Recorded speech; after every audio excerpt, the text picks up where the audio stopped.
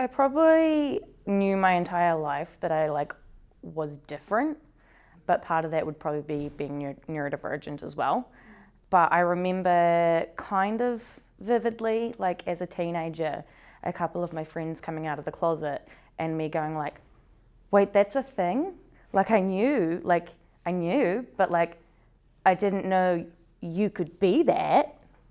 So probably my mid-teens, I was not able to be open about it. I was with my friends, but not my family. Probably not ever my family. I was a teenager and a couple of my friends came out. My parents were like, oh, that's okay, but you better not be. So they have that sort of mindset of it's okay as long as it's not our family. My extended family probably would be better, but I would not trust my immediate family as far as I could throw them, so to speak, when it comes to actually being supportive about anything about me.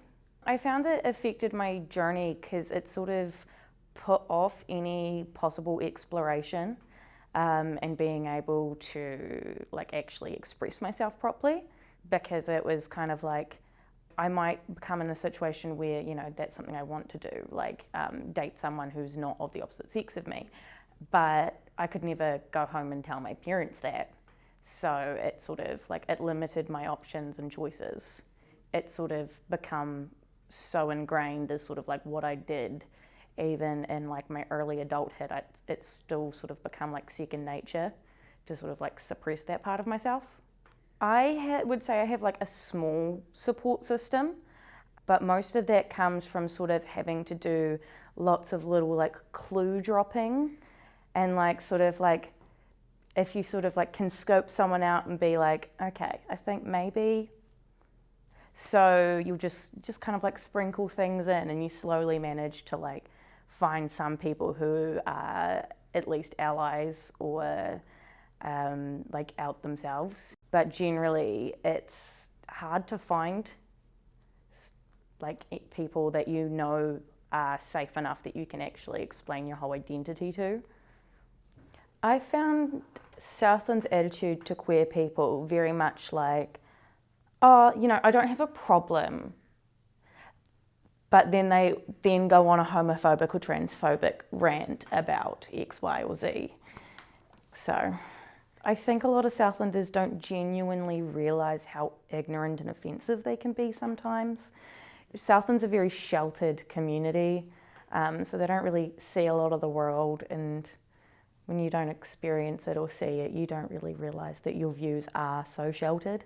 Living in a conservative community has kind of made my journey slower because of the fact it's been trying to find people where I can actually talk openly with, or get some sort of validation that hey, you're not the weird one.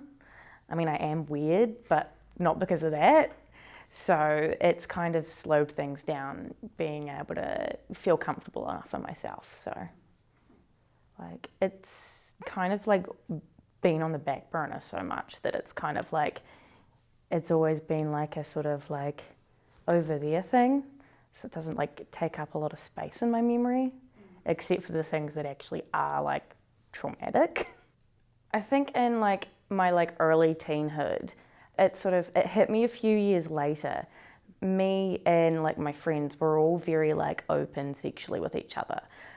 We weren't having intercourse or anything, but we were very just open and more or less experimenting and not realizing that that's what we were doing. And then looking back on it in my early adulthood, I was just how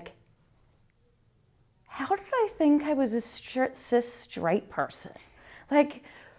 What about that is cis or straight? So the fact that I was so a little bit more free and open and comfortable with my closer friends when we were just hanging out, it kind of meant that when I finally sat and considered everything as a younger adult, it actually provided that sort of reminder for me that it's not something I'm making up in my own head now. It's something that's always been there.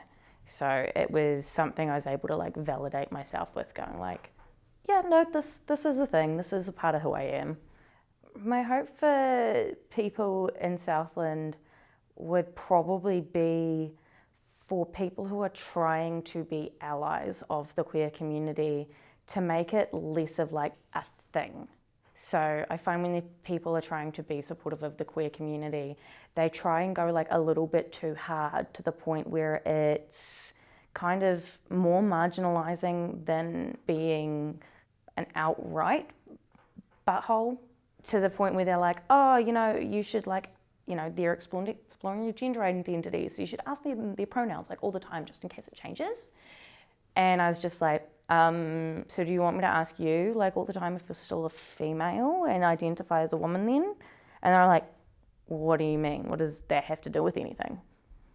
So like, it would be really nice to be able to, when you're supporting anyone in the queer community or of any marginalised group really, to just be natural about it, be chill about it, just actually just accept people and not make it a big thing where it's confusing for everybody. Just like, does it feel natural? Yes, no. Oddly enough, like it kind of seems like a dichotomy, but the thing that kind of keeps me in Southland is the fact that it is like a tight-knit community. It is like a small town, and there is like that sort of like small world charm, even though it definitely has its drawbacks. The idea of living in like bigger cities kind of like scares me, being from here.